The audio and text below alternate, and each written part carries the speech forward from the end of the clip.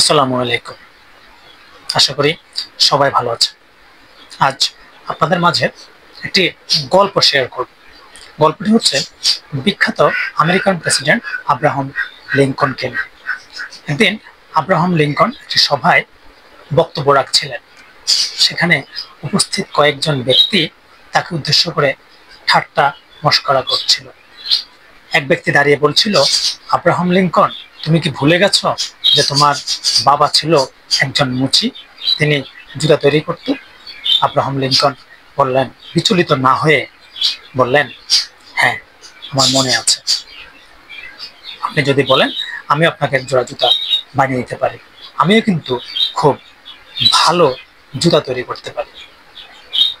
আমরা এই গল্প থেকে শিখি যে কিভাবে বিচক্ষণতার পরিচয় দেওয়া যায়, কিভাবে কাজকে সম্মান করা যায়। আপনি যে পেশায় থাকুন না কেন, সকল পেশার মানুষকে আমার অন্তরের অন্তঃস্থল থেকে আন্তরিক কৃতজ্ঞতাবোধ ও সালাম।